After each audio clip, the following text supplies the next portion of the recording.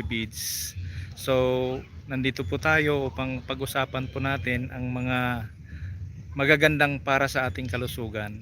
Pero mga kabayan, bago po ang lahat ay binabati ko po kayo ng isang magandang gabi o di kaya magandang umaga sa inyong lahat.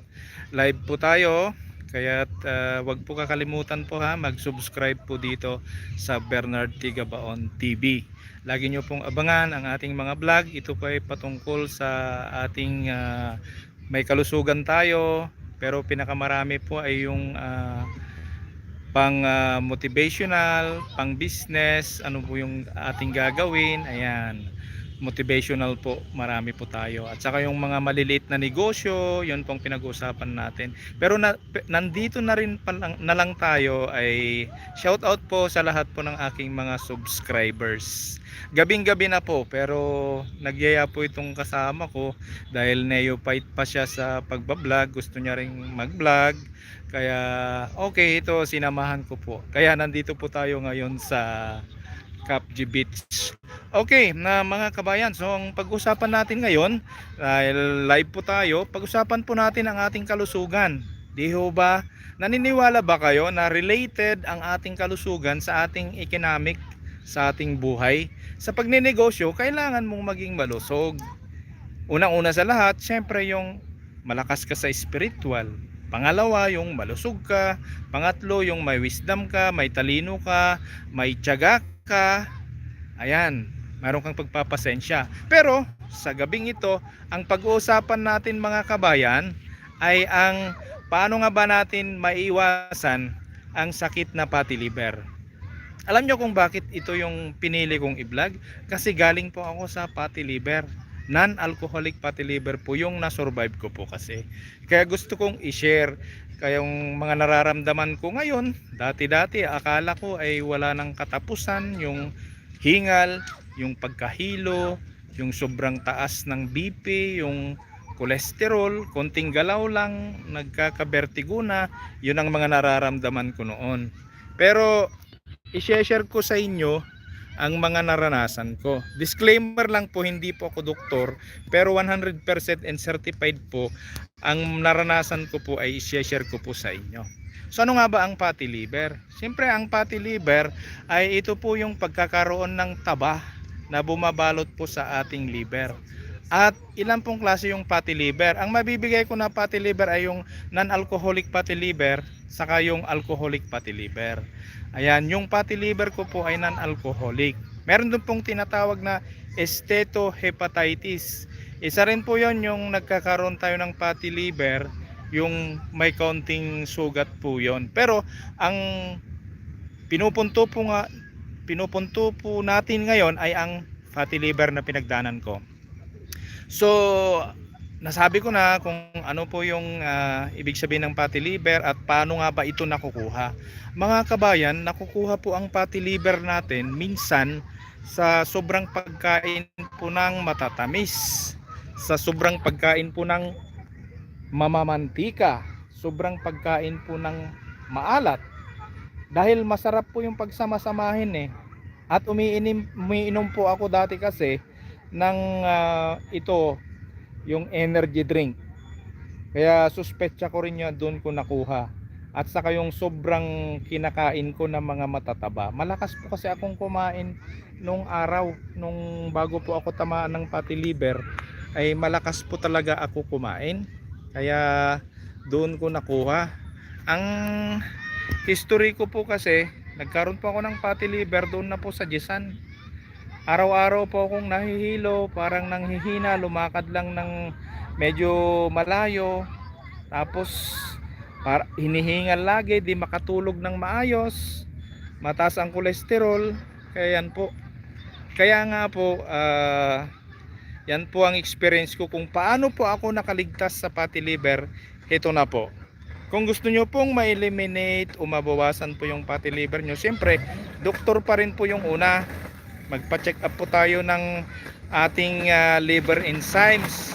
Pag na-check up po yung liver enzymes natin, makikita po yon Kung 60 plus, ayan po, tumataas na po yung liver enzymes nyo. Kasi 57 talaga yon sa pang international. Pero sa Pilipinas, lagi po ako nagme-medical, ang higpit 41, hindi na nila ina-allowed, talagang mataas na ang liver enzymes na yon. Anyway, balikan natin kung ano-ano yung mga dapat nating intake para po tayo ay makaiwas sa fatty liver. Unang-una sa lahat mga kabayan, dahil ni-research ko po talaga ito para makaligtas po talaga ako, kasi ang sabi ko sa Panginoon noon, Lord, bago mo man ako kunin, hayaan mo muna akong makauwi sa Pinas, mayakap kong asawa ko at ang dalawang anak ko, makausap ko mga kapatid ko. Yun ang sinasabi ko dati sa Panginoon kapag inaatake ako. Pero napakabait po ng Diyos at niligtas niya po ako.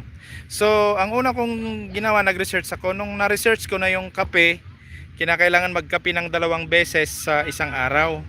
Pero na-research ko din na kapag magkape ka ng 3 beses, mas maganda pa. Pero yung purong kape po ito ha, kagaya ng kape po ng Batangas, yung Barako, purong-puro, yun po ang kapehin natin pag meron tayong fatty liver. Mabisa po talaga yon, napakabisa po talaga. Subukan nyo.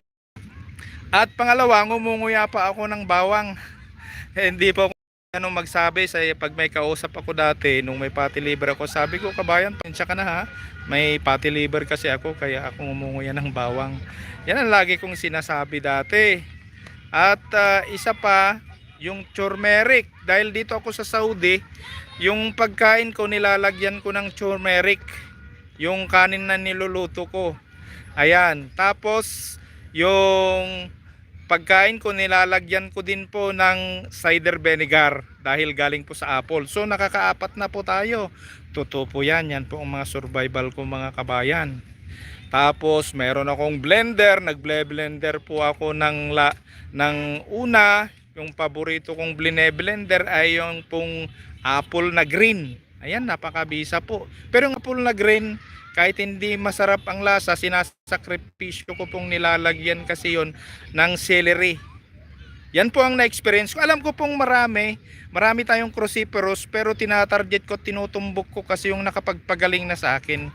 Yung celery, ayan, pinaghahalo ko po yung green na apple, ayan. Pero pag wala, gumagamit din ako ng pipino at saka yung carrots. Yan mga kabayan, yan ang blender ko po. Continuous po yan na ginawa ko hanggang unti-unting nawawala dahil every 3 months nagpapakuan naman po ako, blood test po ako. Bali pang-apat po na kuan ko po, na general check up nga po ako sa Pilipinas, yung pang-apat doon pa lang po nawala. So ibig sabihin 1 taon bago nawala lahat po yung fatty liver ko. So mga karagdagan pa yan, may mga karagdagan pa po na ginawa ko. Nag-exercise po ako araw-araw. Talagang yung cellphone ko nilagyan ko pa ng 10,000 step a day. Talagang in-achieve ko po yun. Yan, nagkaroon po ako ng regular na exercise. Tapos nagpapawis po ako. Araw-araw ko po yun, sinakripisyo. Tapos talagang nag-iingat po ako sa pagkain. At it's great na isa pang merienda. Talaga dito kasi may sahod naman, bumibili po ako ng cashew.